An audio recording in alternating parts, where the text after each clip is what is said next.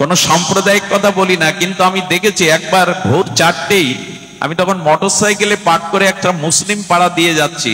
আমি অবাক হয়ে দেখলাম শতকরা প্রায় 60 জন মুসলিম মহিলারা সকালে নামাজ পড়ে কোরআন তেলাওয়াত করছে বাড়িতে বসে। আমি অবাক হয়ে গেলাম, শতকরা মুসলিমদের 60 জন মায়েরা সকালবেলা নামাজ আদায় করে কোরআন তেলাওয়াত করে। 60% মহিলারা। আমাদের মঙ্গল আরতি দিতে কটা মা ওঠেন ভোরবেলা? আমরা তো খুব নাম যোগ্য, 24 প্রহার 56 প্রহার 4 দিন ভাগবত ঢালাও ভাবে দিচ্ছেন। বাড়িতে ধর্মকর্ম কতটুকু করি পারিবারিক ভাবে? কত দুঃখ জানে না। এই বঙ্গদেশেই জন্মে কোটি কোটি গুণ সৌভাগ্য থাকলে, অনন্ত জন্মের তপস্যা থাকলে তবে এই বাংলার মাটিতে জন্মানো যায়। এই ভারত ভূখণ্ড, এই বাংলার পবিত্র মাটিতে জন্মানো যায়। আর এই মাটিতে কোটি জন্মের সৌভাগ্য হলো সনাতনীর হিন্দুর ঘরে জন্মানো যায়। আর সেই হিন্দু হয়ে এখন আমি ধর্ম ত্যাগ করছি। অথচ কালী পূজা, দুর্গা পূজা, শীতলা পূজা, জগদ্ধাত্রী পূজা, বাসন্তী পূজা, মনসা পূজা, সব মাতৃপূজা হিন্দুদের মধ্যে। 12 মাসে প্রায় মায়ের পূজাই বেশি। অথচ আমার ঘরের লক্ষ্মী, আমার ঘরের সরস্বতী কোডে দাঁড়িয়ে বলছে ধর্ম মানি না, এই বাবা মাকে চিনি না। কি করলেন সারা জীবন এই নাম কীর্তন দিয়ে, পাঠ দিয়ে? এর একটাই কারণ, আসরে ধর্ম হচ্ছে, বাড়িতে ধর্ম অনুশীলন নাই। বাড়িতে গীতা, ভাগবত, হরিনাম, বড়দের প্রণাম এই শিক্ষাই নাই। তো হবেটা কি এই জাতি? বাড়িতে ফিরে নিয়ে ধর্মকর্ম শুরু করুন। মা যদি করতাল বাজিয়ে বসে ঠাকুর ঘরে সকাল সন্ধ্যায়, ছেলেটা বসবে, একদিন মেয়েটাও মায়ের পাশে বসবে। স্বামীর মনে দুঃখ থাকলে, রোগ থাকলে ও একদিন আপনার পাশে গিয়ে বসবে। আর ওখানের একটা ভগবানের নাম, একটা দিব্য বাণী আপনার জীবনে কল্যাণ আনবে। তাই বলি কি, দীক্ষা শিক্ষা নিয়ে পরিবারে একটু ধর্মচর্চা শুরু করুন। সুধীবৃন্দ, এই কথা বলতে বলতে আমার 9 বছর বয়স থেকে আজ এই পর্যন্ত চেষ্টা করছি, কিন্তু কাজে এলো কই? আমি এখন মকসেদপুরে আসা কমিয়েই দিয়েছি। তার একটা কারণ শুনুন। বলে কারণ অন্য কিছু না, অধিক দিন ভাগবত পাঠ করেও যদি দেখা যায় কারো মধ্যে ভজন আসেনি, পরিবর্তন আসেনি, স্বভাব সংস্কার আসেনি, তবে সেখান থেকে পিছিয়ে যায় নিজের ব্যর্থতায়, যে আমি জাগাতে পারিনি, আমি ব্যর্থ হয়েছি, আমি জাগাতে পারিনি এই মানুষগুলোকে। গুরুদেব বলে দিয়েছেন, যা কুকুর হয়ে ঘেউ ঘেউ কর। বাড়ির পোষা কুকুর কি করে জানেন? আপনি এক মুঠো খেতে দেন, শীতকালে একটা চট গায়ে দিয়ে দেন, অথচ ডাকছে, আর আপনার তখন ঘুম আসছে, কেবল ঘুম আসছে। কুকুরটা যখন ঘেউ ঘেউ করে ডাকছে, মালিক বললে খেতে দিয়ে আশ্রয় দিয়ে তুই ঘুমাতে দিবি না? জুতা লাঠি যা থাকে ছুড়ে ছুড়ে মারে। রাগ করে যে ঘুম নষ্ট হচ্ছে ওর চিৎকারে। সকালবেলা উঠে দেখে আসলে কুকুরটা ডাকছিল আমার মঙ্গলের জন্য, আমাকে জাগানোর জন্য, কারণ চুরি হয়ে গেছে ওই ঘর থেকে, তাই ডাকছিল। আমাদের মতো কুকুররা আপনাদের দ্বারে এসে এই যে ঘেউ ঘেউ করছে না, এই ঘেউ ঘেউ করছে কেন জানেন? সময় চুরি হয়ে যাচ্ছে। এই জীবন মৃত্যুর দিকে এক একটা দিন এগিয়ে যাচ্ছে, আর সময় পাবো না। আমাদের মতো কুকুররা আপনাদের দ্বারে দ্বারে ঘেউ ঘেউ করে যদি কাউকে জাগাতে না পারি, তাহলে আর এসেই লাভ কি? এইভাবে এসে লাভ কি? কষ্ট করে যদি ঘেউ ঘেউ করে আপনাদের মঙ্গলের জন্য জাগাতে না পারি। ভজন শুরু হবে সদ্গুরুদেবের চরণ আশ্রয়ে। সুধীজন, ভজন শুরু হবে। আপনি জাহাজ পেলেও সমুদ্রের ওপারে যেতে পারবেন না, কারণ নাবিক দরকার। উত্তাল তরঙ্গায়িত পদ্মা নদীতে আপনার হাতে নৌকা দিলেও, হাল দিলেও আপনি পদ্মার ওপারে যেতে পারবেন না, কারণ নৌকা বাইতে জানেন না, ওখানে কান্ডারি লাগবে। তেমনি এই মৃত্যুময় সংসার পার হওয়ার জন্য কান্ডারি রূপ গুরুদেব লাগবে। শ্রীগুরু ছাড়া আপনি এক পাও পার হতে পারবেন না। এই জন্য শ্রী গুরুদেব চাই, গুরু কৃপা চাই। নিরিদেহ আদ্যং সুলভং সুদুর্লভং পলবং সুকল্প গুরু কর্ণ ধারণম ময়া অনুকূলেন নবস্য তেরিতাং পুমাং ভবদ্দিন্নতরে স আত্মহা। এই নিরিদেহ পেয়েছো, মনুষ্য দেহ পেয়েছো, এটা আদ্য, এটা শ্রেষ্ঠ, এটা দুর্লভ, কিন্তু সুলভে পেয়েছো ভগবানের কৃপায়।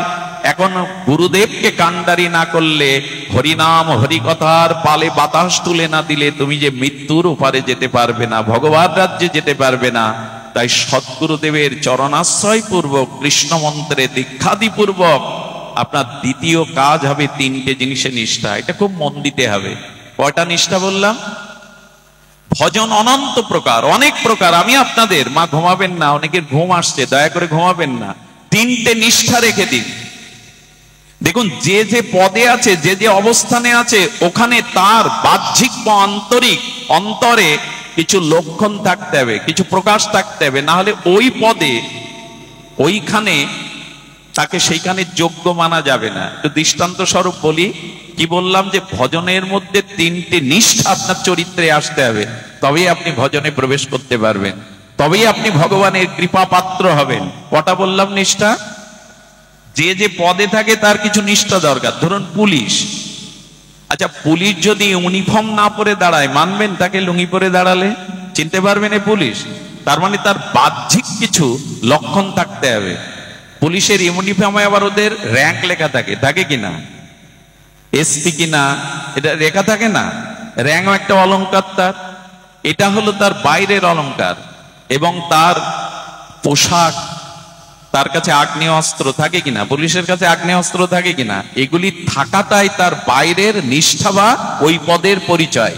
আর অন্তর কিছু পরিচয় আছে, লোকের চোখ দেখলে বুঝবে অপরাধী কিনা, চোর কিনা, ডাকাত কিনা, এই গুণ থাকা চাই কিনা, এবং ওর বীর বিক্রম চাই কিনা, প্রশ্নের পরে প্রশ্ন করে আপনার দুর্বলতাকে ধরবার মতো তার মেধা থাকতে হবে কিনা, হবে কিনা বলুন? এটা তার ভেতরের পরিচয়, পরিচয় কিনা?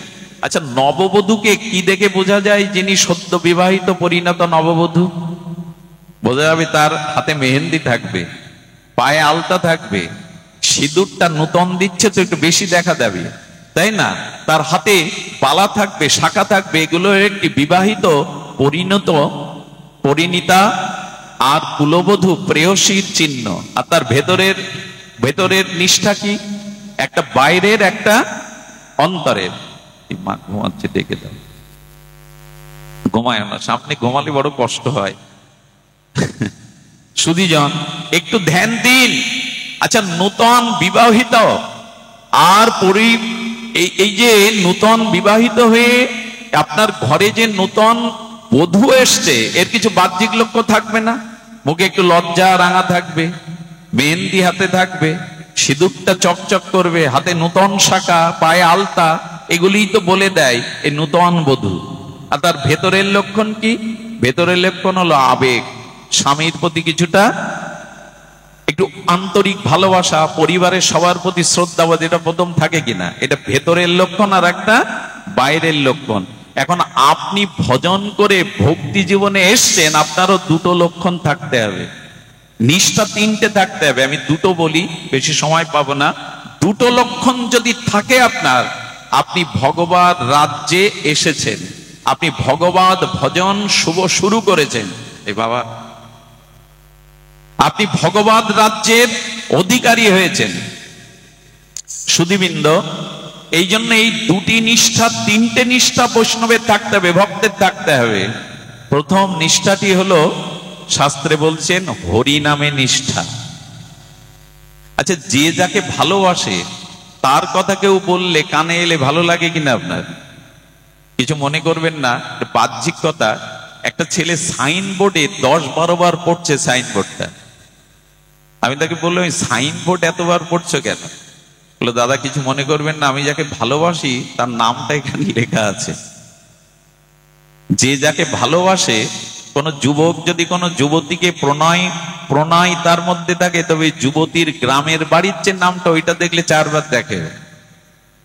এগুলো আবেগ, কারণ ওর ভালোবাসার মধ্যে ওর গ্রামকেও সে ভালোবেসে ফেলেছে। ওই গ্রামে দেখিয়ে কল্পনার সাগরে বলে, তোমাদের গ্রামটা তো বেশ সুন্দর, নদী আছে, সবুজ বনায়ন আছে, ওর সব ভালো লাগতে থাকে। যেখানে ওর ভালোবাসার মানুষ আছে, ওর কাছে সব ভালো লাগতে শুরু করে। তা আপনি যদি ভগবানের ভজনে আসেন, তো ভগবানের নামে আপনার নিষ্ঠা আসবে কিনা? আপনার পুত্রের প্রশংসা যদি আপনার সামনে কেউ করে, ভালো লাগবে কিনা? কিন্তু যার প্রতি ভালোবাসা নেই, তার কথা বললে ভালো লাগবে আপনার? তা আপনি ভজনে এসেছেন, এটা প্রথম নিষ্ঠা হলো হরি নামে আপনার হৃদয় পুলকিত হবে, হরি নামে আপনার আনন্দ হবে, হরি নাম শুনতে আপনার ভালো লাগবে। এটাই আপনার ভালো না বাসলে তার কথা ভালো লাগে, তার নাম ভালো লাগে। আরে কিছু মনে করবেন না, এখন ভালোবাসলে হাতে কি করে কি দেয়, ওটা খোদাই করে দেয়, রক্ত দিয়ে লেগে তার নাম। ভালোবাসা আছে বলেই তো বুকে হাতে ওইগুলো লেগেছে। এবার বিড়ম্বনা, এখন জগতে এগুলো বিড়ম্বনা, হাতে লেগে। ভগবানকে ভালোবাসলে আপনার প্রথম ভজন নিষ্ঠা ধরা পড়বে তার নামে। আপনার নিষ্ঠা আসবে, ঘুম পাবে না, আপনার নিদ্রা আসবে না।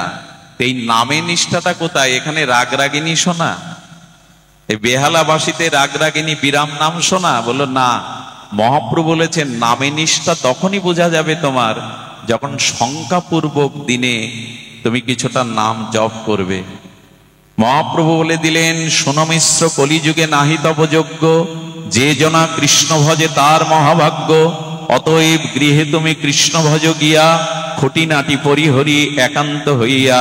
হরে কৃষ্ণ কৃষ্ণ কৃষ্ণ হরে হরে, হরে রাম রাম রাম হরে হরে।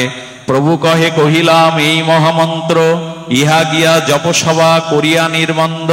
ইয়া হইতে সর্বসিদ্ধি হইবে সবার, সর্বক্ষণ বলইতে বিধি নাই আর। মহাপ্রভু বললেন কতটা নাম নিতে হবে দিনে? অনেকে প্রশ্ন করে, দীক্ষা নিয়েছি কতটা হরি নাম নেব? আমরা বলি কি, হরিদাস ঠাকুর 3 লক্ষ নাম নিতেন। 1 লক্ষ নাম নিলে তবে ভগবান তার হাতে সেবা নেয়। একবার পুরী ধামে মহাপ্রভুর কাছে এক গরিব লোক গিয়ে বললেন, প্রভু তুমি আমার গৃহে যদি একটু ভিক্ষা পেতে, ভিক্ষা মানে একটু আহার পেতে। মহাপ্রভু তাকিয়ে বলছেন, আমি লাখপতির বাড়ি ছাড়া সেবা নেই না।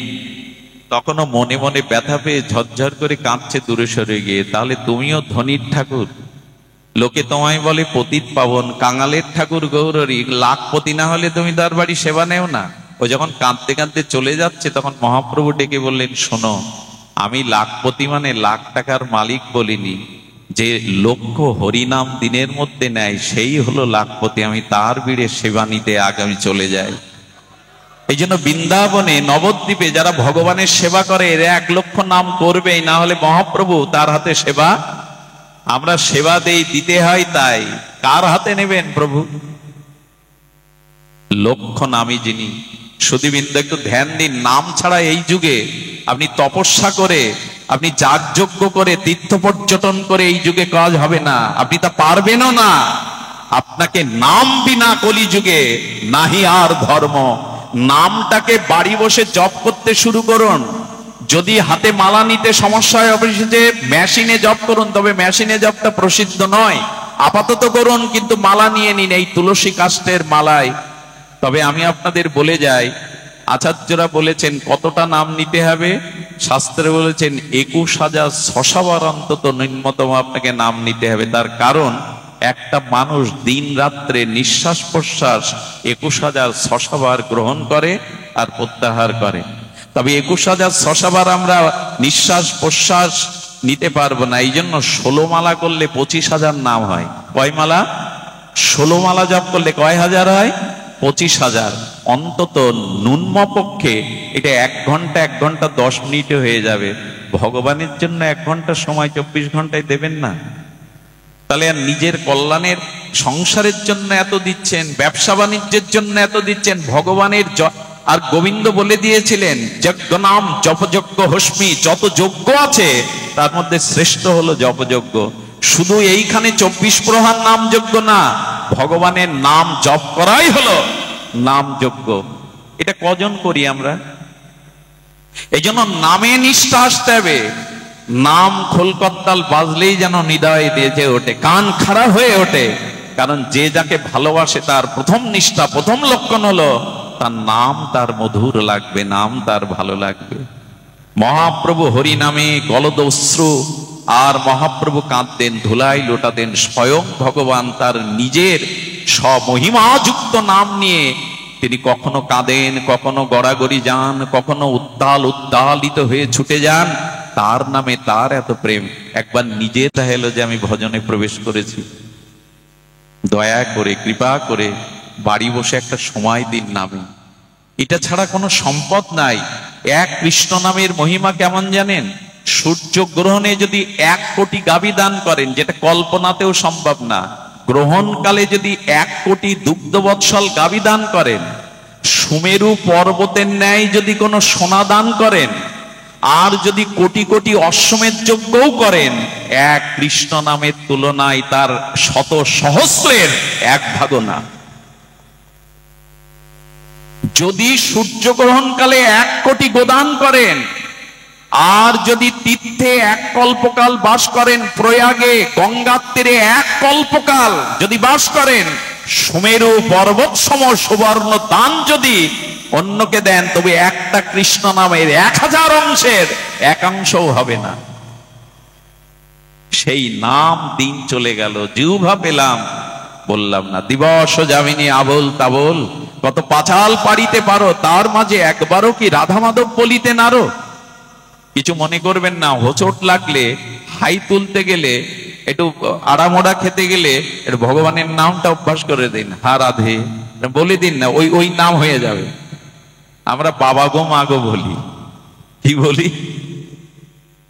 মুসলিমদের দেখেছি, ওরা গাদন খেলাতেই নারায় তাকবীর, ওরা জিতলে নারায় তাকবীর। আমাদের বেলায় পায়ে উসর লাগলেই বলে ওদের প্রশংসা করছো কেন? এটা বাস্তবে দেখেছি আমি। ওরা বিসমিল্লাহ ছাড়া কোনো নাম শুরু করে না। আমাদের ওইখানেই গলত, বাবা গো মা গো হ্যাঁ গো এই। আর বাচ্চাদের নাম যা এখন রাখি আমরা, অন্তত অজামিল তো নারায়ণ নাম রাখাই উদ্ধার হয়ে গেল। কি সব নাম, সব সিরিয়ালের নাম। দয়া করে বাচ্চা কাচ্চা হলে আচার্য গুরুদেবের কাছে তার রাশির আদ্যক্ষর অনুযায়ী নাম রাখবেন। ওই নামের মধ্যে আশীর্বাদ থাকে, করুণা থাকে। নামটাও যেন তেন রাখতে নাই, এটাও একটা সংস্কার। আমাদের যে 24টা বা 22টা সংস্কার আছে, নামকরণ একটা সংস্কার।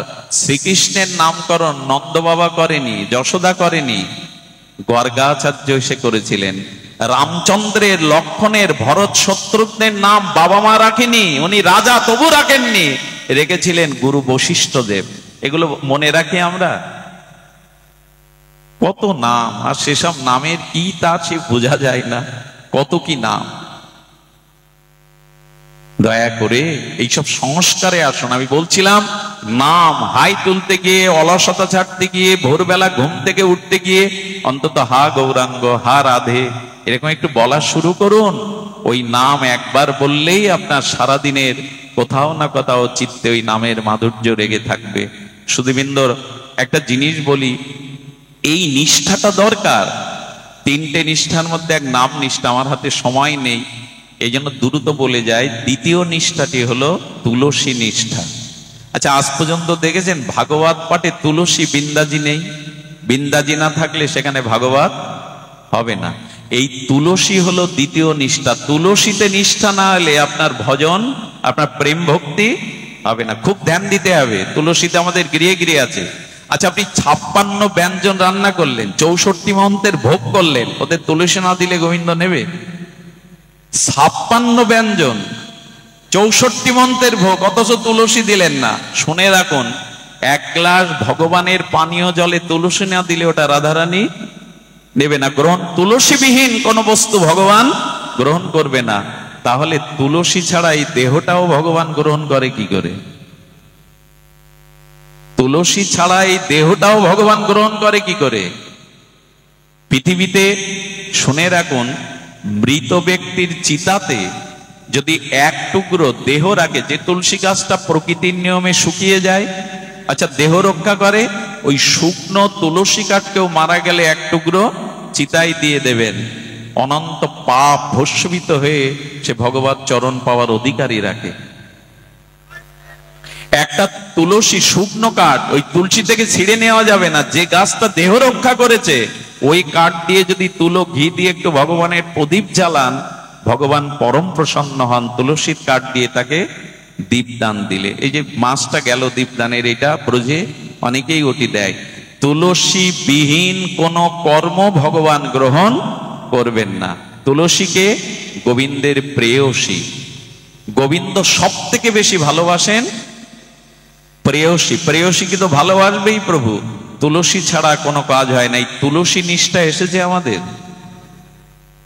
সুধীবৃন্দ, প্রসাদে তুলসী না দিলে 56 ব্যঞ্জন গ্রহণ করবেন না। যারা দীক্ষিত ভক্ত তাদেরও উচিত তুলসীবিহীন কোনো বস্তু না আহার করা। তুলসী দিয়ে একটু জগন্নাথের প্রসাদ না দিয়ে অপ্রসাদিত কিছু পেতে নেই। সুধীবৃন্দ, নিবেদন করি, দ্বিতীয় নিষ্ঠা হলো তুলসীতে। দয়া করে যদি হিন্দু হয়ে থাকেন, আমি জানি না কোন সম্প্রদায়ের, তবে তুলসীর একটা মালা গলায় সরু করে হলেও দিন। 56 ভোগও ভগবান গ্রহণ করবে না তুলসীর স্পর্শ ছাড়া। আমার এত বড় দেহটা ভগবান গ্রহণ করবে কি করে?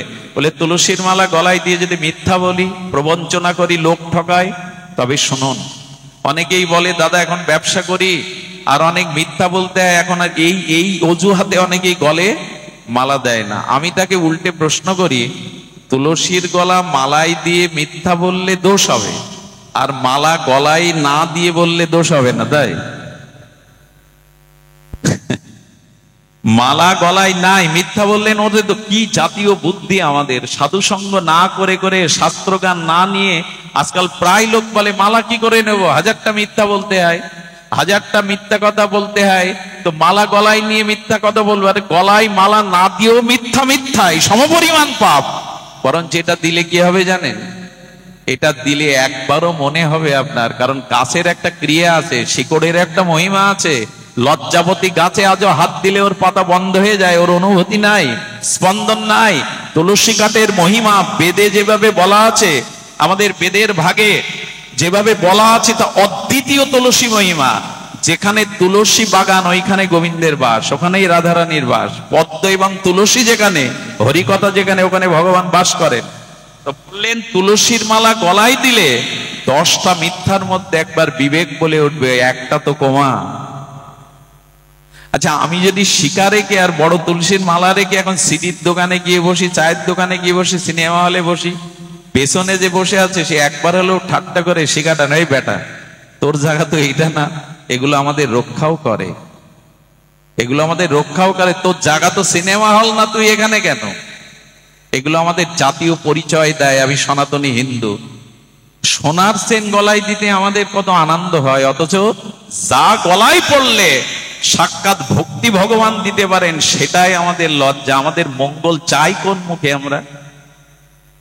আরে বিদেশিদের দিকে তাকান, জার্মানি, ইউরোপের দিকে তাকান, তারা তুলসীর মালা নিয়ে এখন নবদ্বীপে মায়াপুরে নৃত্য করছে, আপনার আমার বাধা।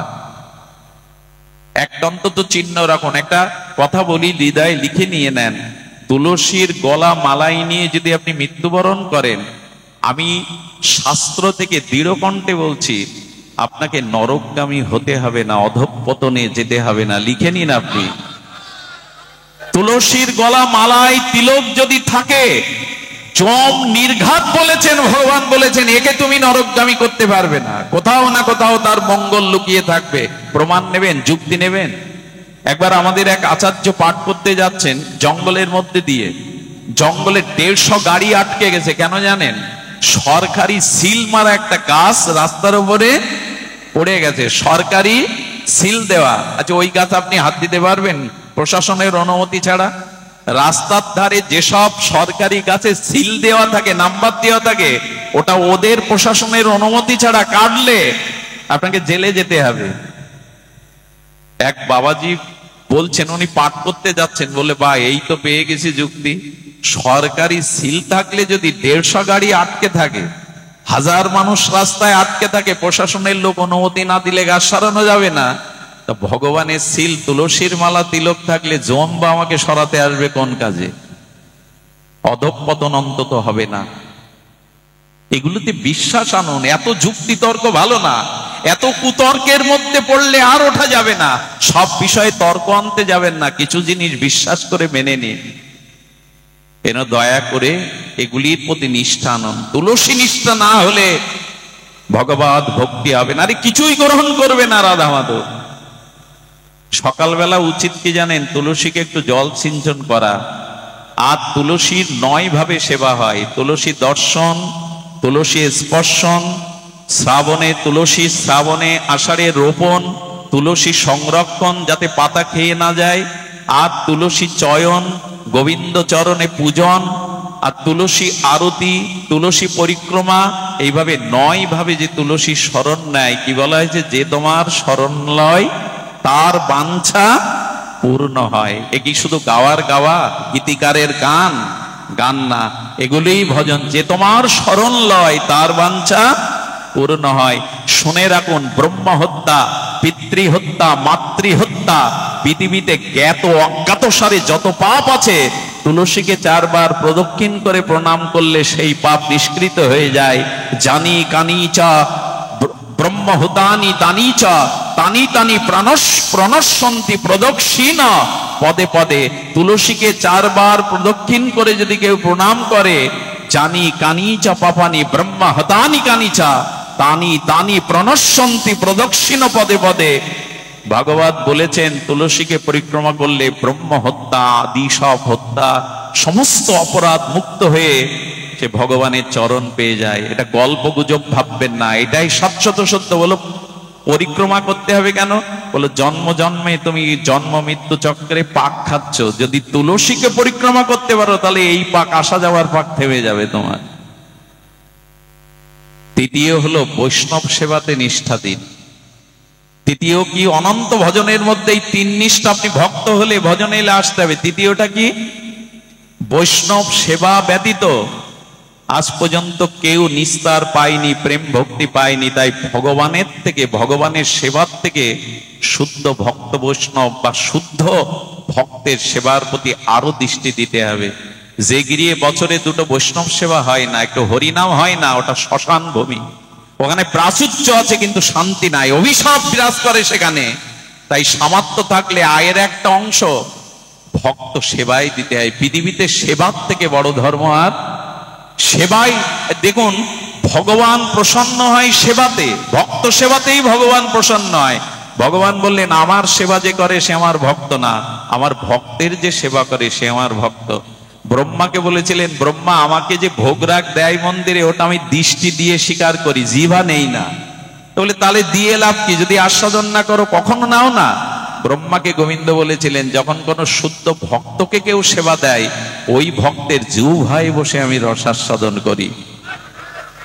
শুধু ভগবানকে সেবা সেবা আর ভক্ত সেবা একাধারে। গোবিন্দ সেবা ভক্ত সেবা 2 একাধারে, এই দুটোই। এই জন্য ভক্তের জিহ্বায় বসে এক মুঠো ভক্তকে দিন, তাতে কোটি কোটি সেবা পূর্ণ হবে। তাই বৈষ্ণব সেবার নিষ্ঠা রাখুন। পরিশেষে এইটুকু বলি, ভগবত ভজনে যদি এসেই থাকেন তাহলে দয়া করে সংসারে এইটুকু তো। আপনাদের একটা ছোট্ট ভক্তমাল লীলার কথাই আমার বিশ্রাম কথা, ছাড়তে ইচ্ছা করে না কেন জানি না। যারা লোভী তাদের সামনে লোভের খাদ্য দিলে কি হয়? জ্ঞান থাকে কতটা খাবো, তারা তো খেতেই থাকে, পরে যা হয় হবে। নিশাতলায় এখানে যে পরিবেশ, সেখানে কত মানুষ কষ্ট দূরে দাঁড়িয়ে আছেন। আমি মনে করি সার্থক আপনাদের জন্ম। আজ এই মঙ্গলময় ভজনের সাক্ষী হয়ে থাকলেন আপনারা। শুনুন, ভজনের একটা দিব্য চরিত্র। আমি ভক্ত চরিত্র না বলে শান্তি পাই না। এক ফালি, চাঁদের এক ফালি, একটু চমক ভক্ত চরিত্র। আমাদের ভক্তমাল চরিত্রে, আমাদের মহারাষ্ট্রে, এই মহারাষ্ট্রে তখন রাজেন্দ্র বর্গপ্রথা ছিল। এক রাজার যিনি সেনাপতি, সম্পর্কে তিনি আবার নিজজন হন। কাকা, ওই দেশে চাচা বলে কাকাকে, তো কাকা হন, আবার তিনি সেনাপতি। শ্রী অঙ্গদজি ওনার নাম। কি নাম? আরেকবার বলি, শ্রী অঙ্গদজি। এই ভক্তমাল চরিত্রে খুঁজে নেবেন। মহারাষ্ট্রের এই অঙ্গদজি, শ্রী অঙ্গদজি, ইনি সেনাপতি রাজা এবং জ্ঞাতিসূত্রে উনি আত্মীয়। এই কথাটা একটু মন দিয়ে শুনুন, ভক্ত চরিত্র তো। এই শ্রী অঙ্গদজি উনি ছিলেন ভগবত বিমুখ। কি ছিলেন? ভগবানকে সহ্য করতে, কিন্তু ব্যতিক্রম হলো ওনার স্ত্রী। উনি আবার হরিকথা, হরিনাম, বৈষ্ণব সেবা ছাড়া থাকতে পারেন না। সংসারের সব থেকে বড় যন্ত্রণা কোথায় জানেন? সংসারে স্বামী স্ত্রীর মধ্যে দুজন যদি 2 মুখ হয়। পৃথিবীতে সব থেকে বড় যন্ত্রণা গৃহে যদি একজন ভগবতমুখী আর একজন ভগবত বিমুখী হয়। এর থেকে অভিশাপ, এর থেকে বড় যন্ত্রণা সংসারে নাই। ভক্ত কি বলে জানেন? ভক্ত বলে, হাতির পায়ে পিষ্ট করে আমাকে মারো, আমাকে নরকে ফেলে দাও ভগবান, কিন্তু তোমাতে বিমুখ, কৃষ্ণ বিমুখ কোন অসতের সঙ্গ যেন আমাকে না পেতে হয় কখনো। শুনুন, আমাদের শাস্ত্র বলছে প্রভু আমি নরকে যাই, ক্ষতি নেই, একদিন পাপ ক্ষয় হলে আবার ফিরে আসতে পারবো। আমাকে হাতির পায়ে পৃষ্ঠ করে মারুন, আপত্তি নাই, কিন্তু কৃষ্ণ বিমুখ, ভগবত বিমুখ কোন অভক্তের সঙ্গ আমায় দিও না। আমি অনুরোধ করি, সব ক্ষতি হয়ে যাবে যদি অসৎসঙ্গ থেকে যায়। আচ্ছা, এক বালতি জলের উপরে এক টোপ সরিষার তেল ফেলে দিন, কি হয়? ওই এক বিন্দু তেলটা দেখবেন বিস্তার লাভ করে, সঙ্গে সঙ্গে ছড়িয়ে পড়ে। আপনার জীবনে যত অর্জন থাকুক, যদি অসৎসঙ্গের পাল্লায় পড়েন তো বিস্তার লাভ করবে, অন্য সদ্গুণগুলো ডুবিয়ে দিয়ে আপনার প্রতি একটা প্রভাব বিস্তার করবে। অসৎসঙ্গের এমন মহিমা। তাই ভক্ত বলছে নরকে দাও, পাপ ক্ষয় করে আবার ফিরে আসবো, কিন্তু কৃষ্ণ বিমুখ কোনো সঙ্গ দিও না। এদের সঙ্গ পড়লে তো ওনার স্ত্রী ভগবত ভজন করেন, বৈষ্ণব সেবা দেন। একদিন শ্রী গুরু পাদ পদ্মকে বাড়ি এনে ভোজন করিয়ে ভজন করাচ্ছেন, বৈষ্ণব সেবা দিচ্ছে। 10-12 জন গুরুদেবের সাথে আসছেন, ভগবত পাঠ করছেন। আর শ্রী অঙ্গদজি বাড়ি ঢুকেই তার মাথায় গেছে গরম হয়ে, ভক্ত সহ্য করতে পারে না তো। বাড়ি ঢুকেই বলছেন আমার বাড়ি, আমার অনুমতি ছাড়া ও যা বলল তাই এলেন, আর এইখানে আমার ঘরে ঢুকেই সব এখানে চলবে না, বেরিয়ে যান। শ্রী গুরুদেবকে অপমান করে তাড়িয়ে দিল। শ্রী গুরুদেব ওই মায়ের দিকে তাকিয়ে তার সজল নয়ন দেখে আশীর্বাদ করতে করতে চলে গেলেন। এতটা আঘাত পেল ওনার স্ত্রী যে আজ বাড়ির উপরে গুরুদেব অপমান হলো। এই মুখ্য দেখানো কারো উচিত? তো শত কোটি বার আত্মহত্যা করলেও, আগুনে দেহটাকে পোড়ালেও এই পাপের প্রায়শ্চিত্ত। খুব ব্যথা পেল, কিন্তু ব্যথা পেলে ঘোমটাটা টেনে দিয়ে কি বলল জানেন? এই মুখ আমি তোমাকে আর দেখাবো না, বিবাহ করে এনেছো, তোমার এই অন্ন, যে অন্ন গুরুদেব আজকে অপমানিত হলো, এই অন্ন আমি পাবে না, এই দরজা দিয়েই আমি এই ঘরেই মৃত্যুবরণ করবো, এর দায় থাকবে তুমি। কিন্তু এই অঙ্গদজির একটা দুর্বলতা ছিল স্ত্রীর উপর, উনি অসাধারণ সুন্দরী ছিলেন। আর সুন্দরের প্রতি তো মানুষের দুটো জিনিসে খুব আকর্ষণ হয়, টাকাতে আর রূপে। এই দুটো যেখানে দেখবেন সেখানে আকর্ষণটা খুব তীব্র হয়ে ওঠে, রূপ এবং অর্থ যেখানে আসে। যেমন মধু থাকলে ফুলের মধ্যে ভ্রমরকে ডাকতে হবে না, নিমন্ত্রণ করতে হবে না, ওরা এমনি এসে যাবে, প্রজাপতি ভ্রমর। যেখানে টাকা আছে আর রূপ আছে, এইখানে কদরের অভাব হয় না, এইখানেই আসক্তি থাকে। তো এই অঙ্গদজি তার স্ত্রী সুন্দরী এবং গুণবতী ছিল, এই জন্য প্রবল একটা আকর্ষণ ছিল, ওনাকে না দেখে থাকতে পারত না। এখন 2 দিন যখন ঘরে দরজা দিয়ে জলবিহীন পড়ে রয়েছে, কান্নাকাটি করছে, তখন দরজা খুলে বললে দেখো তুমি যা বলবে মেনে নেব, কিন্তু এভাবে পড়ে থেকো না। আমি এমনি বলেছি, অন্যায় হয়ে গেছে, কিন্তু তোমাকে আমি মনে প্রাণে ভালোবাসি। উনি চিন্তা করলেন এই হলো সুযোগ, এই সময় যদি তার পরিবর্তন, কারণ ইনি তো জ্ঞানী, এই মহিলা ভগবত ভজন করেন, বললেন এই হলো সুযোগ তাকে পথে ফেরাবার। দরজা খোলার আগে বললে একটা সত্যে যদি রাজি থাকো তবে আমি ঘুমটা খুলতে পারি, মুখ দেখাতে পারি, অন্ন জল পেতে পারি। সেটা হলো আজ থেকে তোমাকে সাধুগুরু বৈষ্ণব সেবা নিজে করতে হবে, তাদেরকে আর কখনো উপেক্ষা করতে পারবে না। আসলে মোহ আছে তো স্ত্রীর প্রতি, অপরূপ রূপ আছে। ও সিদ্ধান্ত নিল, হ্যাঁ আমি দীক্ষা নিয়ে তোমারিতে আর কখনো বাধা দেব না, আর আমিও এই পথে আসবো। সুধীমণ্ডলী গুরুদেবের কাছে গিয়ে ক্ষমা চাইলেন, আমাকে ক্ষমা করুন। সাধুর গুণ তো ক্ষমা করা। দীক্ষা নিলেন। আর কি করেন জানেন? জগন্নাথের মূর্তিতে মাঝে মাঝে তুলসী দেন, ফুল দেন।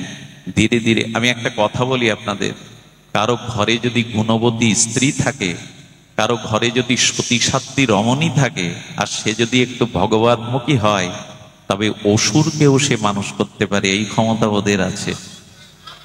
অনেক মাতালকে, অসুরকেও সেই পথে আনতে পারে, এই দৃষ্টান্ত আমাদের দেশে অনেক আছে। নারী যদি সতী সাধ্বী পরায়ণা হয়, নারী যদি ইষ্টপ্রাণা হয়, অসুরকে, মাতালকেও সে সুপথ দেখাতে পারে। এই হলো তাদের সর্ব। নারী পারে না এমন কোনো কাজ নেই। যেমন নরকে ডুবাতেও পারে, ওইখান থেকে তুলে আবার ভগবত রাজ্যেও নিয়ে যেতে পারে। একটা জিনিস শুনুন, কোন পুরুষ কোন নারীর প্রেরণা ছাড়া আজ পর্যন্ত এগিয়ে যেতে পারেনি। যারা এগিয়েছে দেখবেন, মা হোক স্ত্রী হোক, কোন রমণী হোক, কারো না কারো প্রেরণা। তার পিছনে মহাপ্রভু গম্ভীরাই যেতে পারতেন না বিষ্ণুপ্রিয়ার ত্যাগ না থাকলে। পরম পুরুষ রামকৃষ্ণ পরমহংসের পর্যায়ে যেতে পারতেন না মা সারদা দেবীকে পাশে না পেলে। আরে কৃষ্ণের মহিমা এত থাকতো না যদি রাধা রানী গোবিন্দের বামে না দাঁড়াতো। শ্রী শক্তি হলো প্রধান। এই জন্য কোন পুরুষ আজ পর্যন্ত এগিয়ে যেতে পারেনি কোন রমণীর পেছনে প্রেরণা ছাড়া, শুদ্ধ সতী সাধ্বী কোন কুলবতী রমণীর। সুধীজন, এই জন্য মায়েরা পারে না এমন কাজ নয়। ওকে ভক্ত জীবনে আনলো, আর ভক্ত জীবনে এনে তখন জপ তপ ভগবানের আরাধনা শুরু করে দিল ওই শ্রী অঙ্গদজি। কিন্তু ঘটনা একটা ঘটে গেল। সেই ঘটনা হলো, ওনাকে সেনাপতি তো একটা রাজ্যে যুদ্ধে যেতে হলো। সেই রাজ্য জয়ী হয়ে সেই রাজ্যের ধনসম্পদ যখন নিয়ে আসছে তাদের রাজার কাছে, অনেকগুলো মোহর ও মুক্তার মধ্যে একটা মোহর দেখে মনে হয়েছে, আহা, সব তো রাজকোষে জমা পড়বে, এটা যদি জগন্নাথের গলায় দেওয়া যেত। এই মণিটা অদ্ভুত অলৌকিক, ওই একটা মণি রেখে দিয়ে রাজকোষে সব জমা দিয়েছে। কিন্তু একজন গিয়ে নালিশ করেছে রাজাকে, মূল্যবান দুষ্প্রণীয় একটা মূল্যবান মণিও গোপনে রেখে দিয়েছে।